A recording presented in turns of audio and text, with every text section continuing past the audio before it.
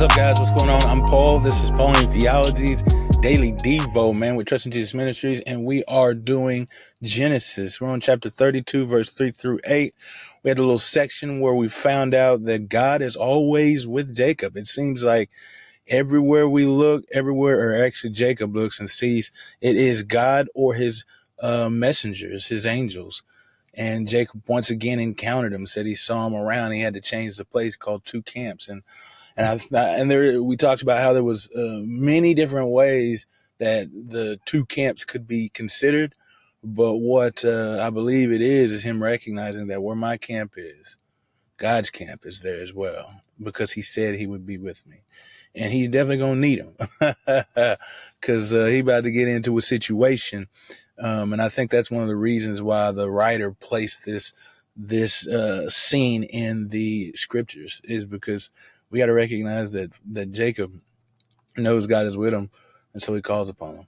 Anyway, if you haven't checked it out, 32, 3 through 8, check it out, see what it has to say, because we about to meet Esau. We about to go and encounter his brother, estranged for 20 years after doing him dirty. What's going to happen, man? Let's find out. If you haven't read it, stop the tape, check it out, see what it has to say.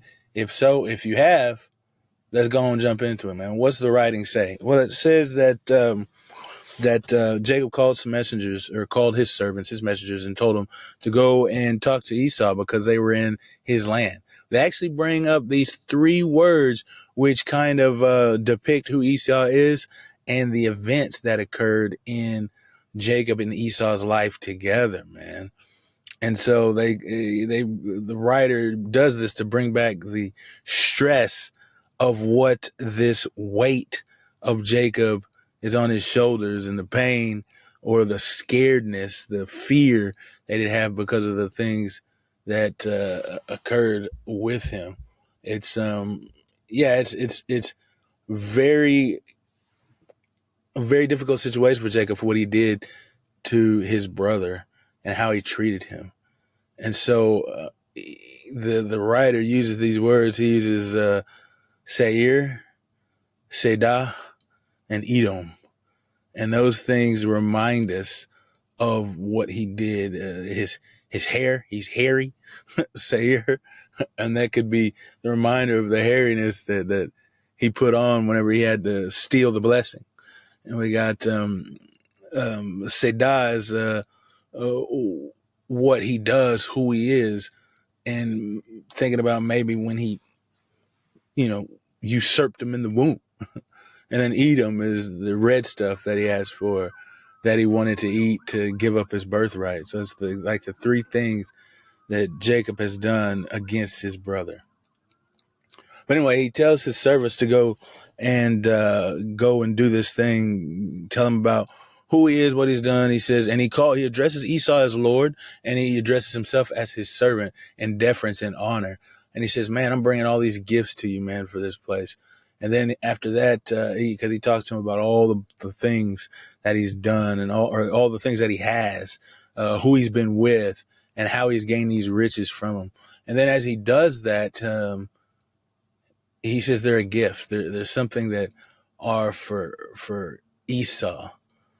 And he says, I hope that you find favor with me, or that you kind of like you forgive me, but find favor in him. And they said that the soldiers come back, or the servants come back, and they're like, yeah, Esau coming, bro, but he got 400 men strong, dog. He's like, he got 400 men with him coming behind him, man. So he about to meet you. And so Jacob gets scared. He worried a bit. I mean, 400 men just to meet his brother. I don't know what's all that about. You know what I mean? Because why would you need that many people if you're coming in peace? It looked like he coming to fight. He coming to battle, coming to take revenge and do what he said he was going to do, that he would surely kill his brother when the days of mourning his father are gone. But Jacob, he ain't going to lie down, but he still wants to be smart about the situation. He says he splits up the camp, splits up his group and the animals and the people in it into two groups. And then he says that if Esau strikes one, then hopefully the other one will go free. The other one will escape. because Jacob still, he's a reasonable person. He's smart. He's not one who is just going to lie down in this situation, regardless of his fear. He's not going to let fear paralyze him. So I think that's a wise move on his behalf. Because sometimes we allow that to happen. I'm jumping into some of the application or the man and God. So, but yeah, that's what's going on, man, is that he sent these people, and then the people come back and tell him Esau's coming with 400 men, man. And so he gets scared. He splits the camp up, and he's making sure he's making sure that he's going to protect his family because he fears that Esau might strike or attack one of them.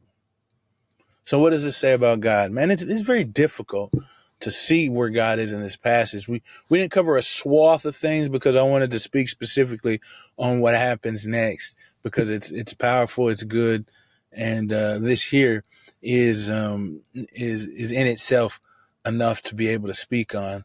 But yeah, it's difficult to see God in this situation. But I'm going to say that God is sovereign, obviously.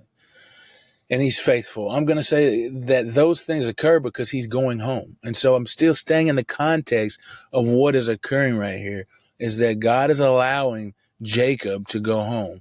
He is allowing him to go back to his land. And that's the thing that he said he would do, is that he would do that. And he also said he was going to be with him. And I know that's in the last episode we talked about, a couple of verses ahead, but I think still plays significance to time today because now he is being confronted with his brother and he's worried.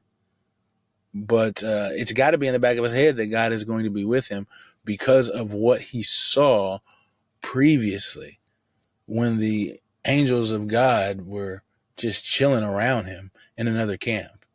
And so he already named that place. We had a difficult time with this last night, but it's Mahanaim, 2 camps. And so we already know he has that on his mind.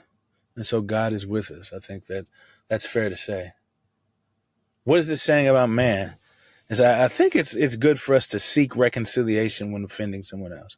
Now, we could just chalk it off as saying he's trying to pass through the land or the place of the person that he did wrong to.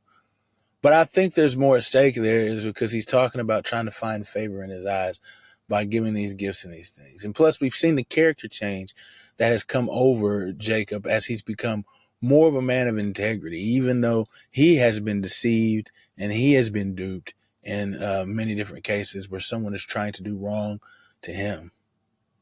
So I think we see a character change in him. And because of that, is he's trying to find reconciliation. He's trying to seek a forgiveness from his brother for the wrongs that he's achieved. And then I think something important about man that is just on a side note is keep our heads. When situations get tough and crazy, keep our heads. God has blessed us with a brain that can comprehend and think and find solutions in situations. That's not to the neglect of going to God in every situation, but it does show that he has given us a tool that we can use as long as when we glorify his name and understanding that it came from him, that we can use to help. Because, man, don't just sit there in fear. Don't be paralyzed in fear. Allow your brain to do the things it knows to do to get an answer for a situation. That's why he split the camp up, man. He wanted to protect his family. And so he does what he needs to do to protect his family. Well, how can we apply these truths to our lives, man? I think that if we find or know or have somebody that we've offended, go and make amends.